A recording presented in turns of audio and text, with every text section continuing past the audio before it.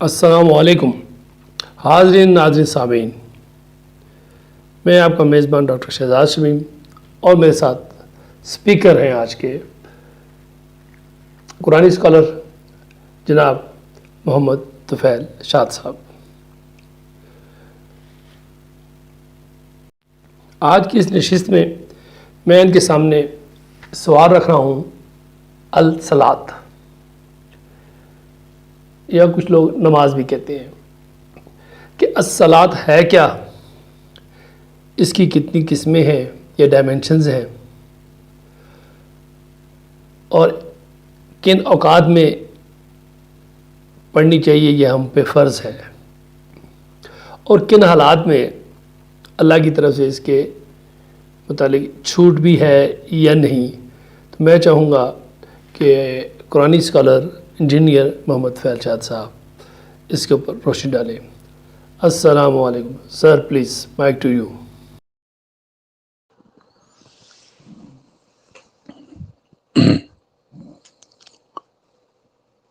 بسم اللہ الرحمن الرحیم۔ ڈاکٹر صاحب، آپ کا آج کا سوال ہے صلاۃ کے متعلق۔ یہ ایک ٹاپک جو ہے لمبا ہے، بہرحال ہم اس کو شروع کرتے ہیں۔ ہو سکتا ہے اس کی ایک سے زیادہ قسطیں ہو جائیں، تو بہرحال ہم اس کو شروع کرتے ہیں۔ تو حاضرین و ناظرین السلام علیکم۔ آج جولائی کی 16 تاریخ ہے اور سن ہے 2022۔ تو ہمارا ٹاپک ہے الصلاۃ۔ الصلاۃ جو ہے قرآن کریم میں یہ لفظ، جیسے آپ نے فرمایا ہے کہ یہ بہت دفعہ استعمال ہوا ہے۔ یہ ڈاکٹر صاحب لفظ صلاۃ جو ہے یہ ذو معنی لفظ ہے، یہ یعنی ملٹی میننگ ورڈ ہے۔ میں کوشش کرتا ہوں کہ اس کو سمجھایا جائے کہ صلاۃ جو ہے قرآن کی روشنی میں یہ کیا ہے۔ ہماری زبان میں ایک لفظ بولا جاتا ہے گولی۔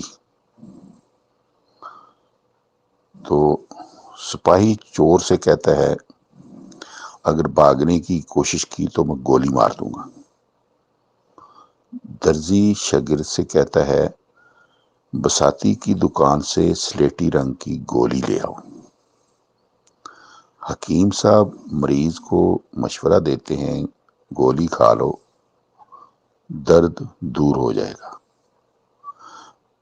اور ماں بچے کو نصیحت کرتی ہے کہ بیٹا ہر وقت گولیاں نہ کھیلتے رہا کرو، کچھ لکھا پڑھا بھی کرو۔ اب آپ سارے سامعین بھی، ہم سارے غور کرتے ہیں، گولی کا لفظ لڑائی، سلائی، دوائی اور بچوں کی کھیل کے 4 مختلف عنوانوں میں استعمال ہوا ہے، اور ہر اسپیکٹ، ہر عنوان میں اس کے ایک مقامی معنی جو ہے جب ہم متعین کرتے ہیں تو ہم کبھی بھی غلطی نہیں کرتے۔ سپاہی کے ذکر میں ہم فوراً سمجھ لیتے ہیں کہ گولی سے مراد بندوق کی گولی ہے، دھاگے کی نہیں۔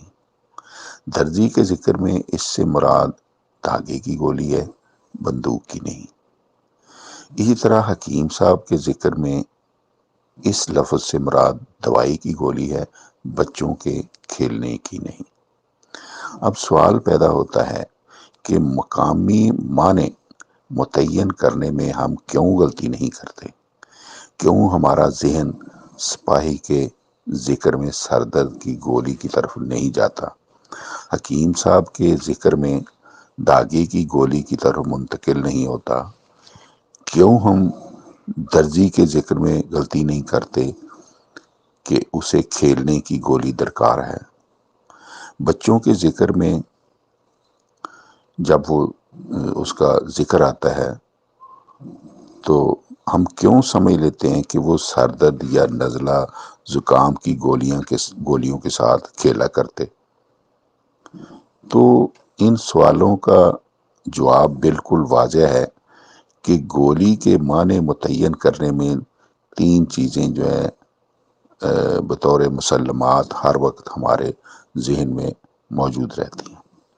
نمبر 1 یہ کہ ان عنوانات میں گولی کے لفظ سے مشترک یا اشتراک ہے اس کا گول چیز پر بولا جانا۔ نمبر 2 دوسری یہ کہ ہم اس لفظ کو ایک سے زائد معنوں کا حامل مانتے ہیں، اس لیے ضروری نہیں کہ ہر مقام پر اس کے ایک ہی معنی لیے جائیں۔ تیسری یہ کہ ذو معنی الفاظ کا مفہوم متعین کرنے میں ہم دیکھ لیتے ہیں کہ یہ لفظ کس انداز اور کس مقام پر استعمال ہوا ہے۔ اس طرح جب ہم گولی کے لفظ کا مفہوم موقع از محل کے مطابق متعین کرتے ہیں تو وہ 100% ٹھیک ہوتا ہے، اس میں غلطی کا شائبہ تک نہیں پایا جاتا۔ اب ہم آتے ہیں لفظ صلاۃ۔ یہی حالت ہے عربی زبان میں لفظ صلاۃ کی، جو قرآن کریم کے مختلف مقامات پر مختلف اور متعدد معنوں میں استعمال ہوا ہے۔ ہر مقام پر موقع محل کے مطابق الگ الگ معنی دیتا ہے، اس لیے سب سے پہلے لفظ صلاۃ کے متعلق یہ جاننا ضروری ہے کہ اس کے مختلف معنوں میں جو وجہ اشتراک وہ ہے کیا۔ اس کے علاوہ یہ چیزیں بھی ذہن میں بطور مسلمات موجود ہونی چاہیے کہ صلاۃ ذو معنی لفظ ہے، یعنی یہ چیزیں میں سامعین ناظرین سے ریکویسٹ کروں گا کہ اس کو اپنے ذہن میں بٹھا لیں کہ صلاۃ جو ہے ذو معنی لفظ ہے۔ اس کے معنی متعین کرنے سے پہلے یہ دیکھنا ضروری ہے یہ کس انداز سے استعمال ہوا ہے، ورنہ محل استعمال کو نظر انداز کر کے مفہوم متعین کرنے پر وہی مثال صادق آئے گی کہ حکیم صاحب تو مریض کو مشورہ دیتے ہیں گولی کھا لو، سر درد دور ہو جائے گی، اور مریض 3 کی گولی کھانے کو تیار ہو جاتا ہے، نہ رہے سر اور نہ درد۔ اب لفظ صلاۃ کا عام مفہوم،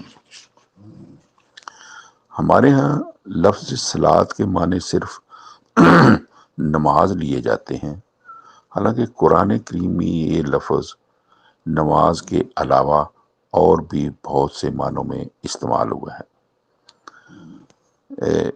ہم کوشش کریں گے کہ قرآن کریم کی متعدد آیات مجیدہ جو ہے وہ سامنے لائی جائیں، جس سے یہ چیز نکھر کر سامنے آ جائے کہ لفظ صلاۃ قرآن کریم کن کن معنوں میں استعمال ہوا ہے۔ لفظ صلاۃ جو ہے یہ 6 حرفی مادہ ہے، صاد، لام اور واو، سلو، اور اس کا 6 حرفی مادہ ایک اور بھی ہے، صاد، لام، یہ، صلا۔ اس کا معنی ہے پیچھے پیچھے آنا۔ چنانچہ گھوڑ دوڑ میں جو گھوڑا اول آنے والے گھوڑے کے عین متصل پیچھے پیچھے آ رہا ہو اسے مسلی کہتے ہیں، اور چونکہ عام حالات میں کسی کے پیچھے پیچھے آنے میں محبت کا جذبہ پایا جاتا ہے، اس لیے صلاۃ کا بنیادی معنی محبت و رحمت، یعنی محبت و رحمت ہے، اور قرآن کریم نے صلات کے انہی معنوں کو بنیادی حیثیت دی ہے۔ تو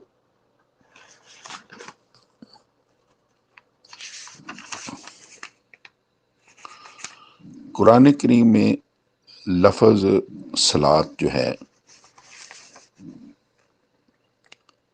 عموماً 6 آسپیکٹ یعنی 6 عنوانات کے متحد آیا ہے۔ نمبر 1، اللہ اور ملائکہ کی صلات نبی پر۔ نمبر 2، مومنوں کی صلات نبی پر۔ تیسرا، نبی کی صلات مومنوں پر۔ چوتھا، جانداروں خصوصاً پرندوں کی صلات۔ نمبر 5، نبی اور مومنوں کی صلات اللہ کے حضور میں۔ ڈاکٹر صاحب یہ جو ہے نا نبی اور مومنوں کی صلات اللہ کے حضور میں، یہ ہے وہ صلات جس کا آپ نے سٹریس کیا ہے کہ اس کے متعلق میں بتاؤں، تو اسی کو ہم موضوع بحث بنائیں گے۔ چھٹی صلات جو ہے وہ ہے نبی اور مومنوں کی صلات مومن میت پر۔ تو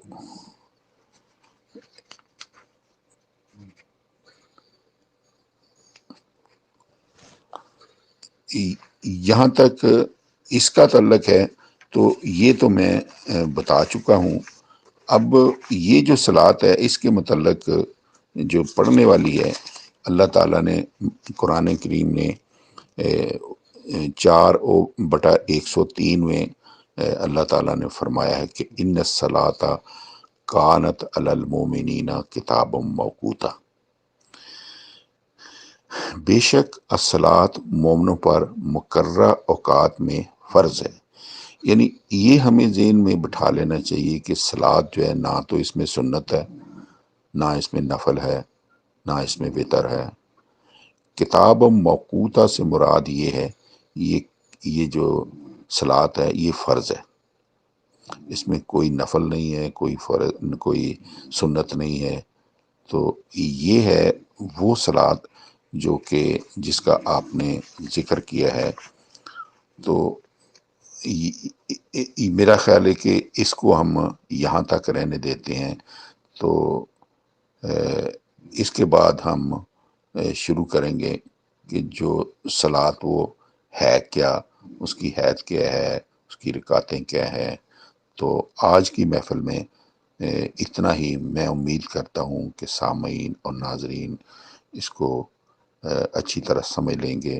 وَمَا عَلَيْنَا إِلَّا الْبَلَاغُ۔ السلام علیکم حاضرین و ناظرین، آج جولائی کی 16 تاریخ ہے، دن ہے ہفتے کا، اور سن ہے 2022۔ آج صلات کے اوپر دوسری محفل ہے۔ تو جس کا میں نے ذکر کیا تھا، نبی اور مومنوں کی صلات اللہ تعالیٰ کے حضور۔ صلات موقت یعنی جس کو ہم نماز کہتے ہیں۔ قرآن کریم نے صلات کے حکم کو بعض مقامات پر دن رات کے کچھ وقتوں کے ساتھ وابستہ کر دیا ہے، اس لیے اسے صلات موقت کہا جاتا ہے۔ عرف عام میں ہم اسے نماز کہتے ہیں۔ نماز جو ہے یہ فارسی زبان کا لفظ ہے جو ایرانیوں نے صلات موقت کو کی بجائے مقرر کر رکھا ہے، اور یہ لفظ پاک و ہند میں مسلمان حکمرانوں کے ذریعے آیا۔ اہل پاک و ہند چونکہ نماز کی بجائے اپنی زبان کا کوئی لفظ ایجاد نہیں کر سکے، اس لیے صلات موقت کے لیے ہمارے ہاں نماز ہی کا لفظ رائج چلا آتا ہے۔ اس دور میں نماز پر بے انتہا اعتراضات کیے جاتے ہیں۔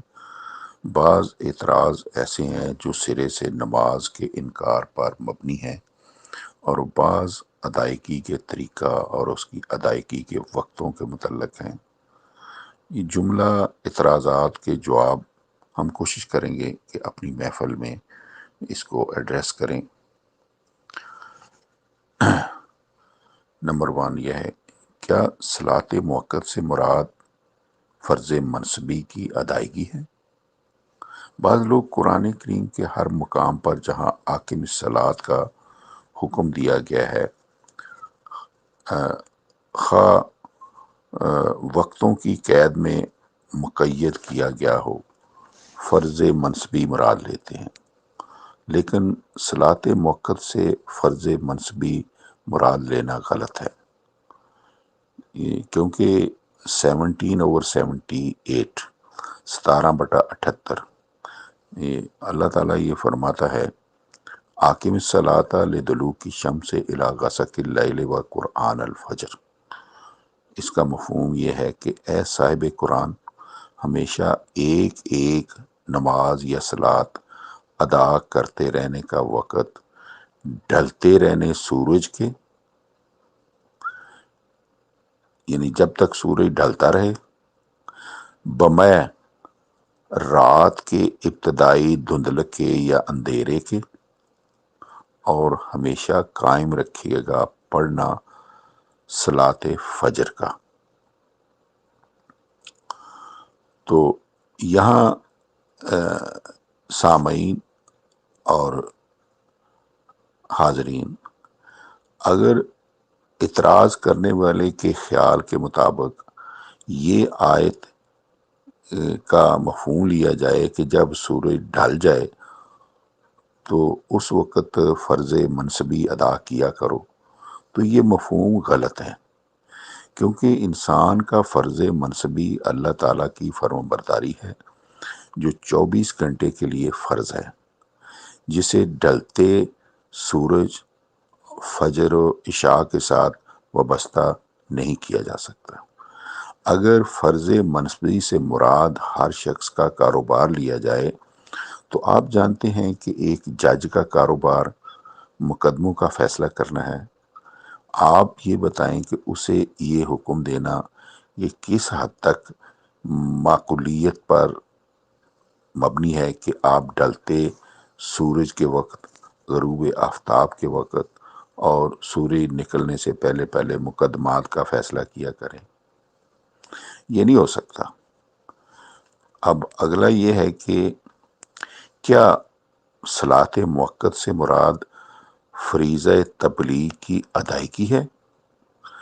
بعض لوگ یہ کہتے ہیں کہ اقیم الصلاۃ کا حکم چونکہ بصیغہ واحد جناب محمد رسول اللہ سلام علیہ کو مخاطب کر کے دیا گیا ہے، اس لیے اس سے مراد فریضہ تبلیغ کی ادائیگی ہے، نماز نہیں۔ اس کا جواب یہ ہے کہ صلاۃ موقت کے وقتوں میں ایک وقت صلاۃ فجر کا بھی ہے۔ یہ وقت پو پھٹنے سے شروع ہوتا ہے اور طلوع آفتاب سے پہلے پہلے ختم ہو جاتا ہے۔ اس لیے اللہ تعالیٰ کی طرف سے رسول اکرم سلام علیہ کو یہ حکم دیا جانا بھی معقولیت سے بعید ہے کہ آپ فجر کے وقت تبلیغ کیا کریں جب لوگوں کی اکثریت سوئی ہوئی ہوتی ہے، اور جو اٹھتے ہیں وہ بیچارے جو حوائج ضروریہ میں مصروف ہوتے ہیں۔ اب اس سے آگے یہ سمجھنے کی ضرورت ہے، کیا صلاۃ موقت سے مراد قرآنی معاشرہ یا اسلامی حکومت کا قیام ہے؟ بعض لوگ کہتے ہیں کہ اقیم الصلاۃ سے مراد قرآنی معاشرہ قائم کرنے کا حکم ہے، لہذا قرآنی ہموار معاشرہ قائم کرنا ہی اقامت الصلاۃ ہے، اس سے نماز مراد نہیں۔ جواباً عرض یہ ہے کہ میں پہلے عرض کر چکا ہوں کہ اقیم الصلاۃ لدلوک الشمس، اس میں ڈھلتے سورج رات کے پہلے اندھیرے اور فجر کے وقت صلاۃ قائم کرنے کا حکم دیا گیا ہے، لیکن قیام معاشرہ کو ان وقتوں میں سے کسی بھی وقت کے ساتھ وابستہ نہیں کیا جا سکتا، کیونکہ اسلامی حکومت کے قیام کے لیے سورج ڈھلنے کا انتظار نہیں کیا جاتا، بلکہ حالات کی سازگاری کا انتظار کیا جاتا ہے۔ جیسے کہ زمانہ نبوت میں اسلامی حکومت کے قیام کے لیے نبوت کی مکی زندگی میں حالات سازگار نہیں ہوئے تھے، اور مدنی دور میں نبوت میں قرآنی حکومت کا قیام عمل میں آیا تھا۔ اگر صلاۃ موقت کے حکم سے حکومت کے جزوی کاروبار کی انجام دہی مراد لی جائے تو یہ مفہوم بھی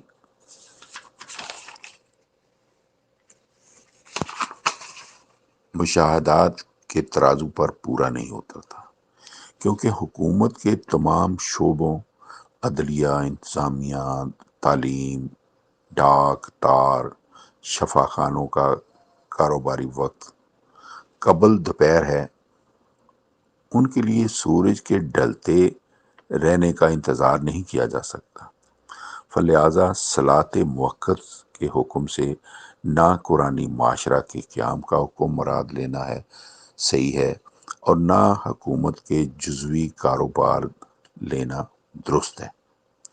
اب مزید یہ سمجھنے کی ضرورت ہے، کیا صلاۃ موقت یعنی نمازوں کی ادائیگی کار عبث ہے؟ کچھ لوگ کہتے ہیں کہ یہ صلاۃ جو ہے یہ یوز لیس ہے۔ بعض لوگ ایسے بھی ہیں جو کہتے ہیں کہ صلاۃ یا نماز کار عبث ہے، اس کا کوئی فائدہ برآمد نہیں ہو رہا، جس وقت تک قرآنی معاشرہ قائم نہ ہو اس وقت تک یہ بیکار محض ہے، اور یہ کہہ کر وہ صلاۃ یا نماز سے چھٹی لے لیتے ہیں۔ سوال پیدا ہوتا ہے کہ قرآنی معاشرہ کیا ہے جس کے قیام کے ساتھ نماز کو وابستہ کیا جاتا ہے؟ یہی کہ حکومت وقت جو ہے وہ 22 کروڑ پاکستانیوں کے ایک ایک فرد کے روٹی، کپڑے، مکان اور علاج کی ذمہ دار بنے، مساوی طور پر ہر فرد کی ضروریات زندگی پوری کرے، لیکن ادھر حالت یہ ہے کہ جس مقام پر اس وقت ہمارا معاشرہ موجود ہے یا کھڑا ہے، اس کو قرآنی معاشرہ میں تبدیل کرنا ایک دن کا کام نہیں، یقین اس کے لیے مہلت درکار ہے۔ تو اب دیکھنا یہ ہے کہ کیا یہ تصور جس میں کچھ عرصہ کے لیے صلاۃ سے یا نماز سے چھٹی ہو جاتی ہے، کیا یہ قرآن کریم کے مطابق ہے؟ گزارش ہے کہ صلاۃ ایک ایسا اٹل حکم ہے جو کسی بھی صورت میں معاف نہیں ہوتا، یہاں تک کہ اللہ تعالیٰ خطرہ جان کے وقت بھی صلاۃ جو ہے وہ معاف نہیں ہے۔ اس کا ذکر 2/238 میں اللہ تعالیٰ ذکر کرتا ہے، حافظوا علی الصلاۃ والصلاۃ الوسطی وقوموا للہ قانتین فَإِنْ خِفْتُمْ فَرِجَالًا أَوْ رُكْبَانًا۔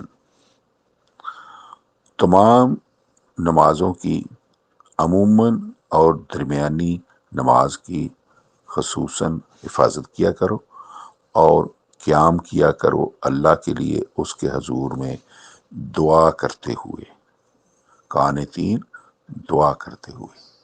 پھر اگر تمہیں کوئی خوف ہو تو صلاۃ ادا کیا کرو، اگر تم پیادہ پا سفر کر رہے ہو تو پیادہ پا چلتے ہوئے، اگر سواری پر سفر کر رہے ہو تو سواری پر چلتے چلتے۔ اب سامعین غور فرمائیں، صلاۃ وسطیٰ کے لفظ سے ظاہر ہے کہ یہاں پر اسی صلاۃ کا حکم دیا گیا ہے کہ جو وقتوں کی قید میں مقید ہے، اور اس کی تاکید کے انداز پر بھی ہمیں غور فرمانا چاہیے کہ مومن پا پیادہ یا سواری پر سفر کر رہا ہے، صلات کا وقت ہے، ڈاکوؤں، رہزنوں، موذی جانوروں کا خطرہ لاحق ہو جاتا ہے، اب پورے آداب و شرائط کے ساتھ صلات ادا کرنے کے لیے ٹھہرتا ہے تو جان کا خطرہ ہے، اگر نہیں ٹھہرتا تو صلات کا وقت ضائع ہونے کا خطرہ ہے۔ ایسے مشکل وقت پر بھی صلات معاف نہیں ہوتی۔ حکم ہوتا ہے کہ چلتے چلتے صلات ادا کر لیا کرو، وضو، طہارت، قیام، رکوع، سجدہ سب معاف، لیکن اقرار ربوبیت کے الفاظ جو اصل نماز ہیں ضرور چلتے چلتے ادا کر لیا کرو۔ اب بتائیے، جب نماز جان کے خطرہ تک کے چند منٹوں کے لیے ملتوی نہیں ہوتی تو اسے قرآنی معاشرہ کے قیام تک کے نامعلوم وقفہ کے لیے کس طرح ملتوی کیا جا سکتا ہے؟ لہذا کسی بھی بہانے سے نماز سے چھٹی لینے کا تصور جو ہے یہ غلط ہے۔ میدان جنگ میں بھی صلات جو ہے، نماز جو ہے یہ معاف نہیں ہے۔ مومنوں کی جماعت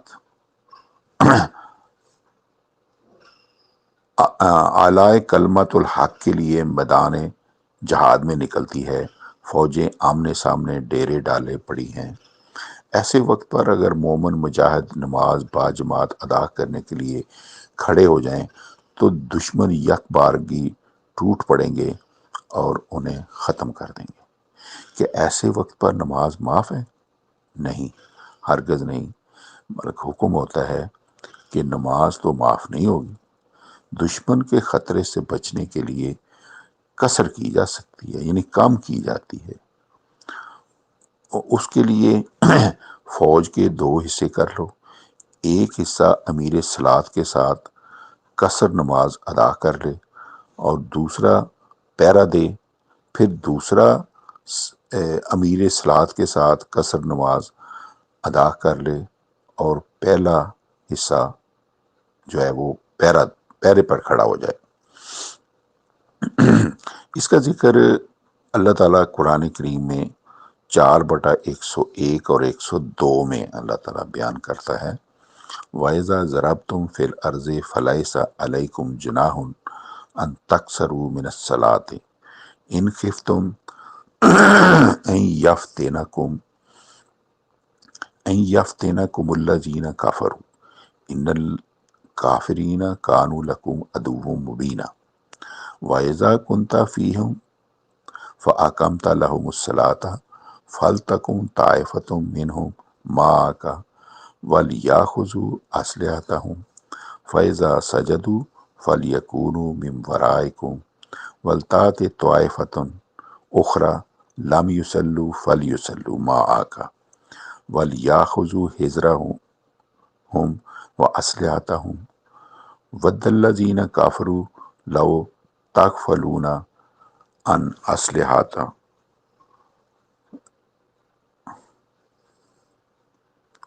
وَأَمْتِعَتِكُمْ فَيَمِيلُونَ عَلَيْكُمْ مَيْلَةً وَاحِدَةً۔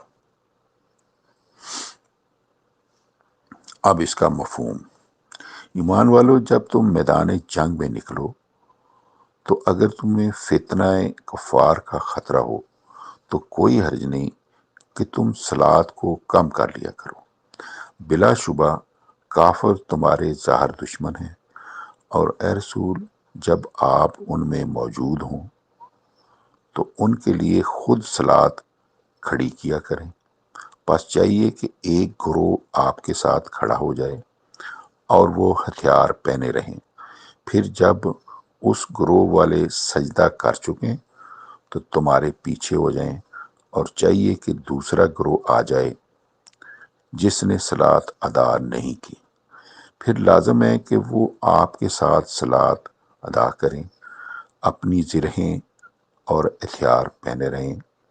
کافر تو یہ چاہتے ہیں کہ تم کسی طرح اپنے اسلحہ اور سامان سے غافل ہو جاؤ اور وہ تم پر یک بارگی ٹوٹ پڑیں۔ یہاں غور کا مقام یہ ہے کہ ہم نے صلات کی اہمیت کیا دیکھی ہے کہ مجاہدین اسلام، بال بچے، مال، دولت، گھر بار، ہر چیز کی محبت کو جذبہ غلبہ اسلام پر قربان کر کے تیروں، تلواروں، نیزوں، بھالوں کی بارش میں گھس کر نقد جان کا تحفہ پیش کرنا چاہتے ہیں، لیکن نماز معاف نہیں ہوتی۔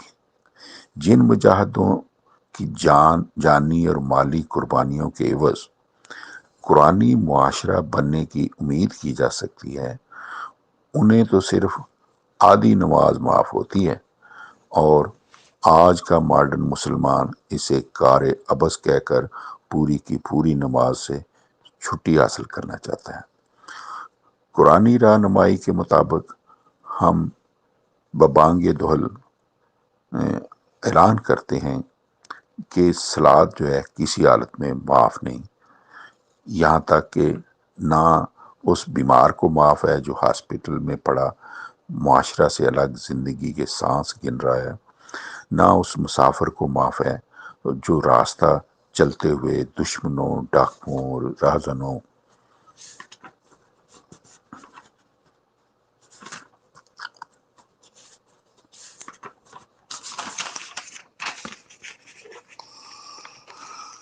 موذی جانوروں کے خطرہ سے دوچار ہو چکا ہے۔